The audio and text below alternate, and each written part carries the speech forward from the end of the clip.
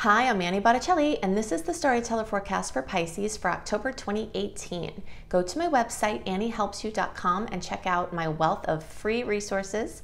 Also, if you'd like to book a live reading with me, I'm back available for live sessions after a long sabbatical. So you can check that out along with everything else at anniehelpsyou.com. Okay, so what's going on in the month of October? We've got lots of things going on as usual. There are some things very specific for Pisces that I want to talk about, and some things specific for each early, middle, and late degree placements that will be affecting you. But first I want to talk about some things that will universally affect Pisces, okay? So what I'm about to share, this is relevant for early, middle, and late degree placements, and this has to do with Venus retrograde. If you've been watching my reports for a while, you know I've been talking about Venus retrograde as well as the other retrogrades we've been having this year. This is a personal planet retrograde type of a year. So just as soon as Mars went direct and Mercury went direct, now we've got our Venus retrograde cycle. Venus rules love, beauty, and money. So this is very relevant because this covers a lot of area in our lives. So I'm going to talk about what area of Pisces chart this is going to be happening. And then if you stay tuned after the Pisces report, I have a short general transit report, and in there I'll talk to you about some general do's and don'ts with Venus retrograde. Plus, definitely check out my Venus retrograde do's and don'ts video on YouTube and my Venus retrograde do's and don'ts blog, because there is so much to know. There's no way that I can do a good job telling you every single piece that you need to know. So definitely see those resources so that you can be equipped for this transit, because it could be quite amazing, especially if you understand what's going on and you know how to use it and you know what not to do. Okay, so Venus is going to move retrograde through the 8th house of early, middle, and late degree placements. Some of you late degree placements will also have some dipping back into the 7th house, and I'll talk about that too. But you will also have this 8th grade retrograde, so that's where I'm going to focus the energy. Okay, so all retrogrades, including Venus retrograde, bring this reconsideration, or any word that starts with the prefix re, you know, in the matters of the planet rulership, the love, beauty, money, design, and also the house that it moves through. So it brings an inward focus and a focus on the past as it relates to the present and future. So anything that you might be talking about or thinking about in the future, there's going to have this important tie to the past or something from the past coming up to be dealt with before you can move forward. In general, it's not the best time to launch a new business. But it could mean that opportunities from things that you've done in the past could come up, or you could get money that comes back from things you've already done. I always think of the Earthworm card in the Ted Andrews Animal Tarot card deck, because he talks about the earthworm as being this energy of just going back over and over. That's what earthworms do. They just take the soil and the organic matter just through their bodies, and they just keep doing that, keep doing that. So it sounds kind of boring, right? And retrogrades can feel like that again, like, oh, we're still doing this, like working through things from the past thing. The answer is yes, but what happens when you do that, what the earthworm does, right, is it makes fertile ground for future crops to grow. So just try to kind of keep that in mind. So retrograde transits also bring planetary opportunities, and the opportunities just sometimes come as all positive and things, you know, that are just kind of blessings. And then the other ways opportunities come is through challenges that show us weak links that we can strengthen, and then use these new strengthened foundations as a springboard to expand further. So it's very important to note that even though re-examination of major issues is definitely going to come up, actually making the life-changing decisions in general, if you can avoid it, it's not as well indicated, because in general you're not seeing clearly in love, beauty, money, business, design, etc. And also more information is coming in every day, every week. So, you know, until this is from October 5th through November 15th, the actual transit is, but a month before and after, it's a shadow phase that has the same rules. So it's not till the middle of December that the energy is, you know, pretty clear to start making decisions with the things you're evaluating. So just kind of, assess, research, work in the backdrop, try things on, experiment without long commitment, make flexible arrangements, stay the course. And that's usually the best thing. Okay. So for you Pisces placements, when Venus is retrograde in the degrees it's going to be moving through your 8th house. That's the house of other people's money. So when Venus is retrograde here, things such as inheritances, family money issues, spousal money, payments that you get or give out, marriage or partnership money, resources, lotto, sweepstakes, winnings, venture capital funding, anything having to do with loans or financial gifts or credit or debt, credit cards, stocks, anything like that is more likely to come up as a hot topic. Again, if these things come up, it's not always the best time to actually do something about it. If it happens to come in out of your control, then don't worry about it. It's just coming to you as a Venus retrograde blessing. But if you're the one that has to make a decision about it, try to use the full cycle for your deliberation process, because you might get news there towards the end that would change what you would do. So it's a great time to look for money and financing, business, etc. from connections in the past. And it's also a great time to consolidate, manage, or pay off debt. And you might find that happens. Past romantic interests are more likely to return. Issues in marriage or intimacy are also likely to come up. So anything that's unresolved with you in that area of life is more likely to come up. Some questions you can proactively address during this time, or that may naturally come up without you even doing anything, are: how can I add more substance to my life? How can I connect in with powerful partners and create synergistic outcomes with our combined resources and efforts? How can I manage and pay off debt? Being smart with money, being smarter with money is a big theme at this time. Learning from past mistakes with money and love, for that matter. So some of the things that are great for Venus retro in 8th house is individual and couples counseling. That's a really great general Venus retrograde thing, but especially for the 8th house. Re-exploring previous romantic or financial relationship without a commitment, if possible, more like a trying on to see if anything has shifted.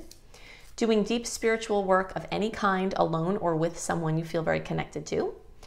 Studying or participating in anything involving, or teaching for that matter. Studying, teaching, participating in anything involving mysteries, research, astrology, psychology, parapsychology, numerology, human design, tarot, any divination or psychological tools, especially with your partner or intending as a means to create a career for something like this in the future. So the fact that Venus, which rules money, is involved with these energies could bring you back to the idea of doing something like that for money.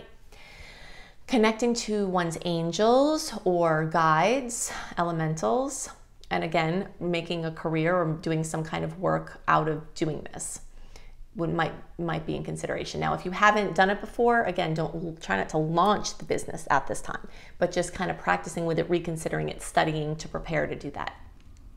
Tantric studies for personal or professional use, doing anything to help magic return to current relationships and ease family dynamics. A great affirmation that I created for Venus retrograde in Scorpio in the 8th house is: I attract amplified synergistic connections. So that's what we're looking for here. We're looking for synastry. We want to have this place where that's additive, the energy where you do something and someone else does something, and then instead of the sum of the totals, that it's the sum plus of the total energy. Okay, so I also want to briefly mention a couple of the factors for the 7th house, because some of you late degree placements are going to have this. Then after that, I want to go into some really notable aspects with other planets, with your Pisces planets, for each early, middle, and late degree placement that are coming up this month. So bear with me a second while I hit these just a couple of points for these end of the sign people. Okay. So the 7th house is a relationship house, just like the 8th house is, but it focuses more on the nature, like the one-on-one relationship rather than the resources. Okay, so questions to ask during this time, or that may naturally come up. Are my perceptions correct about my partner or my relationship? Or am I projecting my internal issues upon my partner? How can I shift out of negative patterns within a relationship? Just kind of seeing like you had the pattern before that particular relationship. So just taking the blame off the relationship and just seeing what was the root cause of it. How can you create win-win relationships? How can you be better heard in relationships and better hear others? What patterns have been present in this relationship before, just like I was saying? What contacts from my past might be useful to help me with my visions? What people from my past am I feeling drawn to connect with? So anything having to do with those. What do you want? What do you really want and need? And how do you communicate those desires and create a space where people you're in relationship with can communicate their needs and desires? And so really all of these things that I just listed for the 7th house, all of you Pisces placements, since this is so closely related to the 8th house, these are all good pieces for everybody. Okay, so now I want to talk about, we'll go in order. Nobody's going to be left out here, okay? The early degree placements, like 0 to 10 degrees if you're watching for your rising sign, or the first 10 days of the sign. Okay, so like the February born plus the first couple of days of March. You all have had through September, are going to have again through October, and then again through December, this Venus making a trine to your Pisces placements. Okay, now you middle and late degree placements, you're going to have this happen too.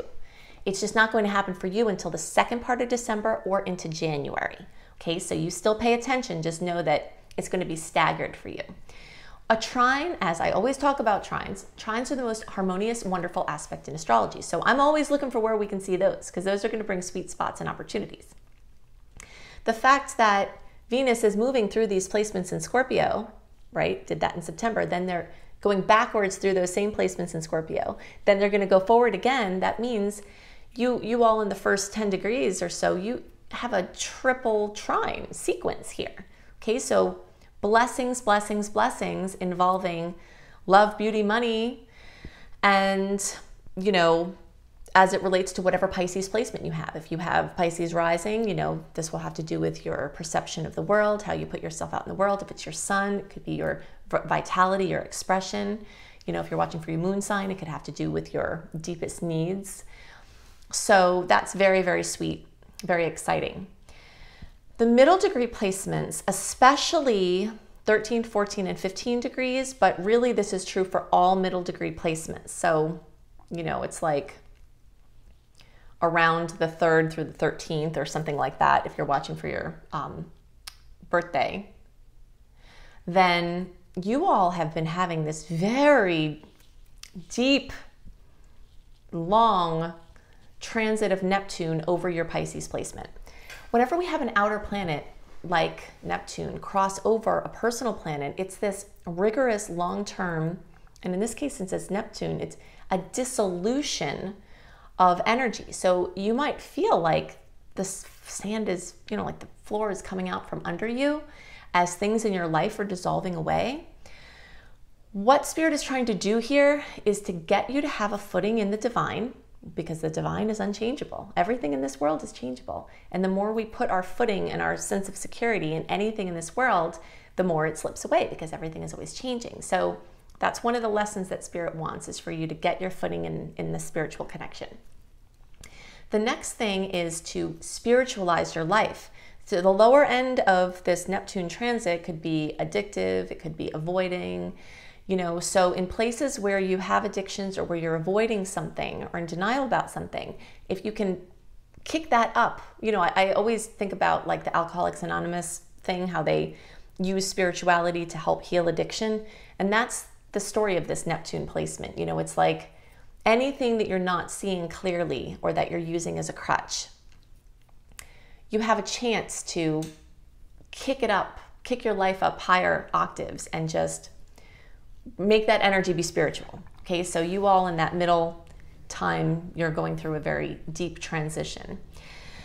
The earlier degree placements, you've already experienced this years ago. In the later degree placements, it's going to be years before you have this happening, but it will happen to all Neptune placements. But it should leave you in a position afterwards where, you know, you hang on to some pretty solid root anchors of of something with substance, like true substance in your life.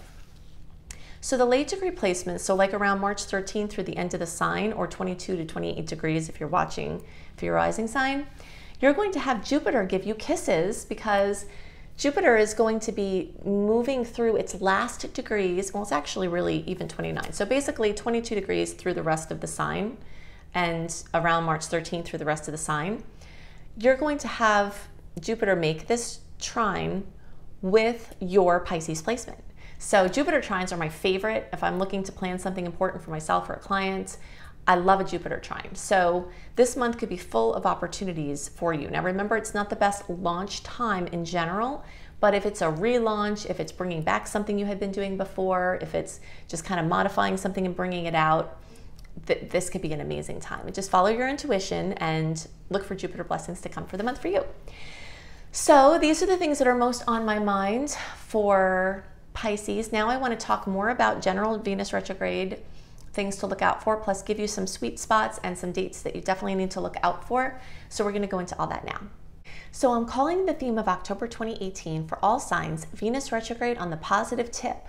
We've already talked about what Venus retrograde in the house that it's retrograde for your sign can look like for you, and some strategies to best utilize that.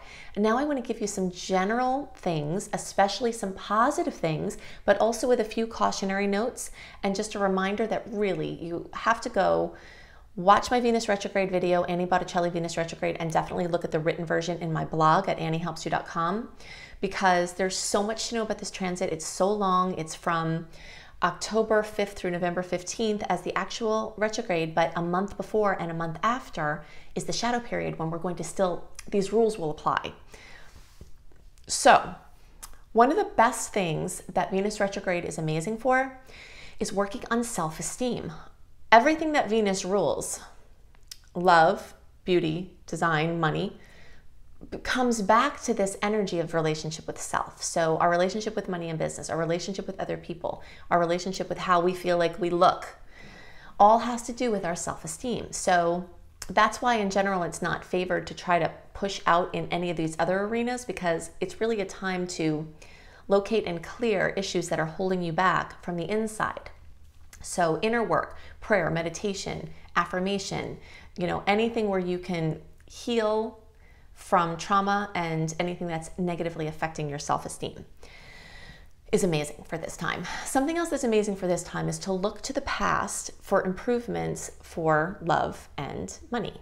Okay, so that means like if you did something with your partner in the past that worked really well, or if in general you did certain things with your love life in the past that worked really well. There could be like a renaissance, a returning back to things that worked really well. Many people who are separated from their love will have them come back to them in Venus retrograde. If there's someone that you left off with and you're not sure about, sometimes they come knocking again in Venus retrograde. And it's a really amazing time to reconsider things. And assess. It's just not the best time to commit to anything that you're figuring out from the assessments. Something that Venus retrograde is amazing for is for treasure hunters. If you are looking for a deal on something, unfortunately, this is coming from the fact that many people are not seeing clearly in money, and they're selling things of value for emotional reasons at crazy low prices. So if you have money to spare, you could wind up picking up an amazing deal. It's just a treasure hunter's delight. Definitely be careful though, because it could also, something you buy could become a money pit. So you have to make sure that you're getting a really great deal, and that, like if it's a house or something, you really need to do as many inspections as possible and just make sure, you have all your bases covered, extra inspections like sewage, septic, whatever, everything that you can do to make sure that that what you're buying isn't going to have any negative surprises. Then it could turn out really well. You just have to look out for that. So in general, going back to the past for love, going back to the past for money and business, things that worked in the past with money, clients from the past. If you do something like you teach or offer something regularly, sometimes in a Venus retrograde, you'll have a bunch of people from the past who had been considering taking this offering might come out in full force. And of course, it could happen the other way. A lot of people do have financial issues, like financial backlog, where they have trouble with their finances. And then that's going to point to healing some inner issues that are causing these reflections or the lack of stability. Okay, so I'm going to talk about hit some sweet spots and hit some challenging spots in the month. Remember, definitely go to anniehelpsyou.com, sign up for my free email newsletter, because there I give you a write-up of this general transit in more detail with lots of dates of actual aspects, what the aspects are, and what to look out for each aspect so that you can plan ahead. I always send these out a month early. And if you are signed up for my newsletter and you're not getting these, I'm definitely sending them. I always send them meticulously on time. So you definitely check for like your spam, promotions, or social folders, because if you're not getting in the inbox, they're going there. And then you can just move it over to your inbox or whitelist the email on there to get them in there. Okay, so let's just do a quick review of some sweet spots. Well, actually, let's do the challenging ones first. Okay, so we've got things to look out for on October 2nd, 5th, 8th, 10th, 11th, 12th, 23rd, 24th, and 31st, with extra emphasis on those ones towards the end of the month, the 24th and the 31st. Now, it's interesting because in general, the second half of the month has a lot better flow and sweet energy, with the exception of those two spots. Okay, those are oppositions with Uranus that can bring jolts and surprises. That could be challenging. So just kind of tread lightly around those days. And then the other ones that I listed, you could see some challenges. Always look out around the full moon, which is like the 24th, because, you know, there could be drama or there could be fulfillment, completion or fruition. And that's going to be in these energies of Taurus. So fullness, completion, drama, fruition coming to things involving money and business and self-worth. There's a topic coming up again, sensual delights, material resources, environmental and sustainability projects, boundaries, resistance to change, things like that. Oh, and anything having to do with your throat, vocal cords, thyroid gland, etc. could bring things to light, or bring things up to be dealt with. Okay, so I want to end off talking about the sweet spots. We've got some of the days that could turn out to be challenging could also turn out to be super sweet. So you'll hear when I list the sweet vibe days. And always remember, when I give you these dates, we could feel the energies before or after the actual date, because there's an orb of energy around each transit. So don't stick too heavily to the dates, just kind of tune into how you are experiencing the energy. So sweet spot possibilities on the 5th, the 8th, the 15th, the 19th, the 22nd, the 24th, the 26th, the 27th, and the 29th. In general, the second half of the month, like I said, has a lot of sweetness, with the exception of the 23rd, 24th, and the 31st, some things to look out for. But there's some really awesome things going on, like October 22nd. Mercury is making a beautiful aspect to Pluto. So your powers of persuasion are improved and your powers of perception are improved. Then there's also this October 27th with the Sun in Scorpio making an amazing aspect to Saturn. So this is a great energy to get things done, and also an enhanced possibility of being seen or acknowledged by somebody in a position that you want to notice you. So it could be like someone in your family that you've always been kind of chasing their approval, or it could be somebody, you know, in the work world. October 29th, there's this mixed bag, but it really has potential for a lot of good news and good luck. Mercury and Jupiter get together. So whenever any of these personal planets get together with Jupiter, the energy of luck, you know, amplifies out, and Mercury rules news. So some good news about money, about something involving your partner. It could be money from your partner. It could be your own money. Lots of magical potentials here. Of course, it could also bring intensity to conversations, you know, in the Scorpio realms or something like that. But in general, I'm looking for that day, hopefully, to have some good vibes. So overall, this month of October, some little awkward spots, and definitely the Venus retrograde is going to have this shadow. But if you understand the energies, as you will if you use all of the many resources that I made for you, then I think that this can be a really sweet month. And for the things that are challenging, you could really have pure alchemy to turn the lead to gold. So go to anniehelpsyou.com, sign up for my free email newsletter. You can also see more about my personal live readings, which I'm off sabbatical and I'm taking taking new clients now. If you've been wanting to have a reading and have me look at your chart, Also, if you would love to learn astrology, check out my astrology apprenticeship program. I also have all kinds of other goodies on my website. If you want written horoscopes from me, they go into often different things that I focus on in the reports. So it's a really good written highlight and summary, and includes great reads for each sign. So cozy by sweetstarlight.com. And if you're a traveler and you want to see my astrology travel reports to see what days to look out for specifically for travel, then check out Astrology Kissed Travel Bliss. So I hope you have a wonderful month, and I'll see you next month. Bye.